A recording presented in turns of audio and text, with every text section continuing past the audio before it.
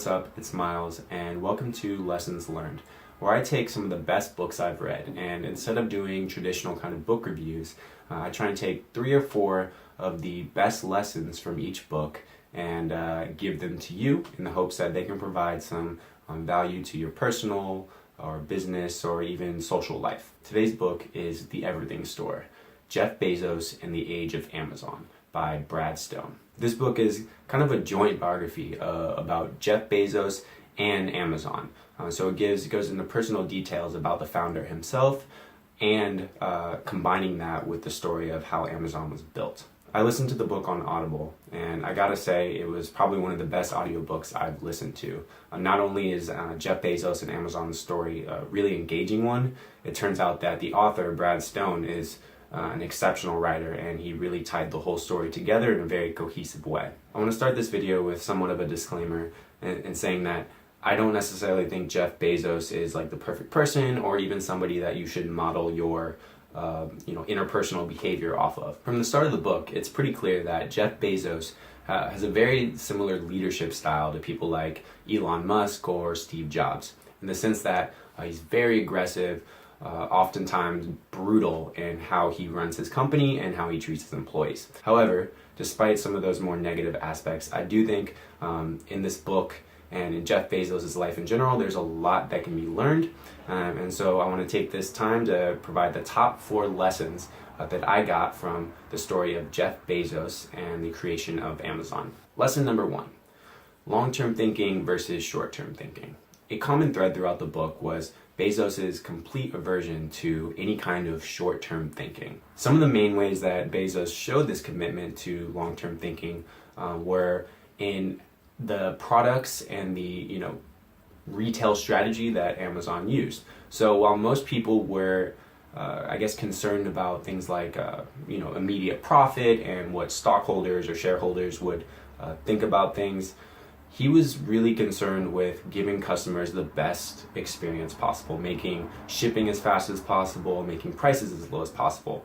Both things that were pretty bad for short-term profit. His commitment to these, company values, while bad in the short term for the company, and it pissed off a lot of people and caused Amazon to go through a lot of struggles throughout its development, ended up being the main thing that kept Amazon above its competitors in the long term. Another big way that Bezos showed a commitment to long-term thinking was how he dealt with losses or failures in general. When anytime there was like a failed product launch or Amazon lost a bunch of profit, he didn't really view it as like this, oh my god, the world is ending kind of moment. There were definitely stressful times, but he viewed pretty much every loss as a learning experience for the long term. This is something that can be applied to pretty much everybody's life. All of us have goals that we want to accomplish. Some are bigger, some are smaller, but for the most part, any of our really grand goals in life are going to take a while to accomplish. Instead of focusing on short-term wins or short-term gratification even, we can look at what's going to be best for us in the long term. This long-term focus can do a couple really awesome things for us. First is it really minimizes the effects of things like failures, rejections, or even some of like the everyday, drama and bullshit that really consumes a lot of our time. The second way that long-term thinking can really help us is it creates a kind of process orientation in our lives. So basically what process orientation means is you're focused more on the process of achieving a goal than the actual goal itself. So this is kind of a weird way of looking at things, but when you have a long-term focus and you know that you're going to have to be patient and take your time getting to it, you can really focus on enjoying each step of the way. That way you're not overly concerned with your day-to-day results or the little individual outcomes you're going to be facing. You're more focused on getting the most out of the journey itself. Lesson number 2, disrupt yourself. One thing Bezos consistently did with Amazon was force it to change before the environment made it necessary. He saw that a lot of big businesses, very successful companies, were only making important changes when it was absolutely necessary. And these are changes in things like business strategy or technology. The problem with this was that, especially once the internet age kind of happened, technological and business changes were so rapid that this put a lot of companies out of business, or at least left them far behind their competitors. In the book, one of Bezos' colleagues gave a quote that I think really sums up this idea, and it is far better to cannibalize yourself than have somebody else do it.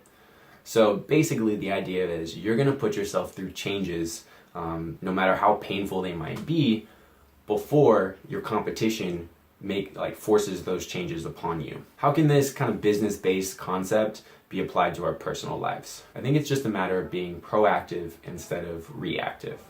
Even if we don't have competitors in our lives or businesses we're trying to beat out, our environment and the technology around us is changing way more rapidly than ever before. In order to be ready for all the changes that are coming our way, whether it be in the economy or technology or whether our skills are going to be useful, we have to be able to put evolutionary pressure on ourselves. This kind of evolutionary pressure is going to look different for everybody.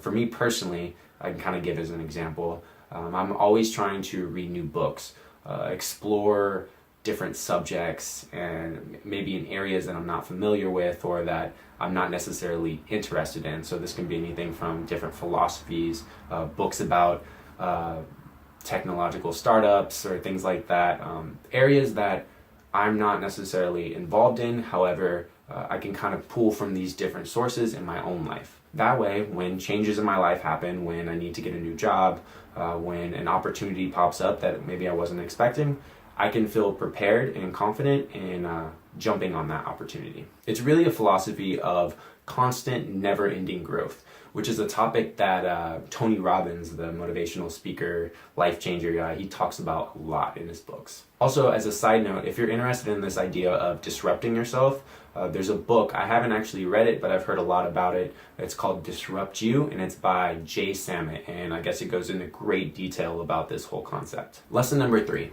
Only be bound by the laws of physics.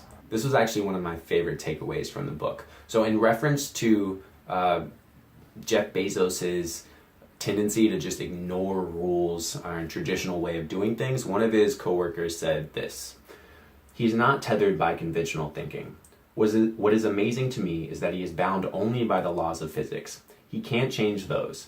Everything else he views as open to discussion." Pretty much all of the innovations that Bezos spearheaded at Amazon went against a lot of the traditional ways of doing things in business and in retail. So nobody thought 20 years ago that there could be a successful online bookstore or let alone an entire retailer. Nobody thought that Amazon could be profitable if they offered low prices and tried to make shipping as quick as possible for customers. Now, most of those things are realities. When considering our own hopes and dreams and goals in any field really, there's going to be a lot of conventional wisdom telling us what we can and cannot do.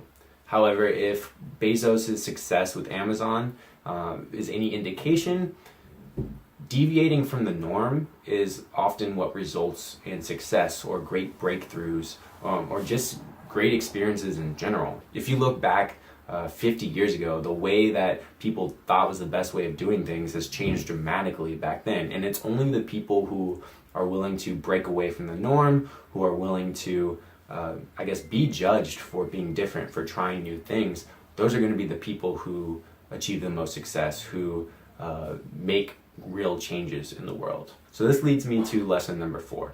Be willing to try everything and fail. The story of Jeff Bezos and Amazon was not just one of massive success. At times it seemed like the book was really just documenting the downfall of a brilliant but misguided entrepreneur. Bezos and a lot of his ideas at Amazon, a lot of them tanked at first. Some of them tanked forever and were just completely trashed. But I love the way that throughout the book, Bezos looked at every single one of those failures. And I mentioned this a little bit in the first lesson of long-term versus short-term thinking, that Bezos didn't look at failures how most people look at failure.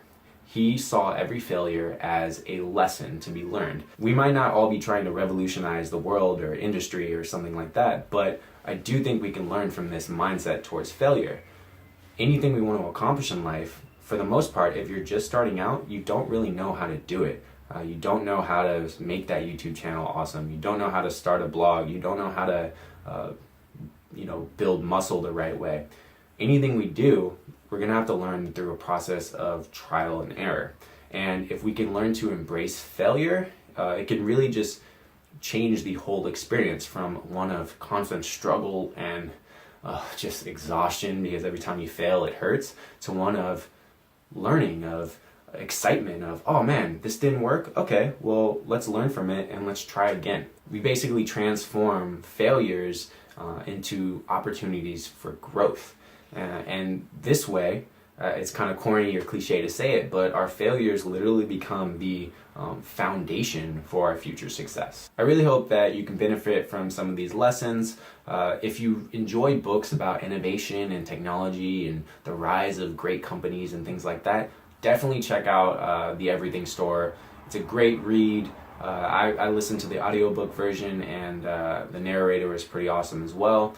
If there's another book that's kind of in the same vein as The Everything Store, and I read it I think a year ago, and that was Elon Musk's biography, so I would check that out as well. There's very similar lessons to be learned from it. So as always, thank you for watching, and see you soon.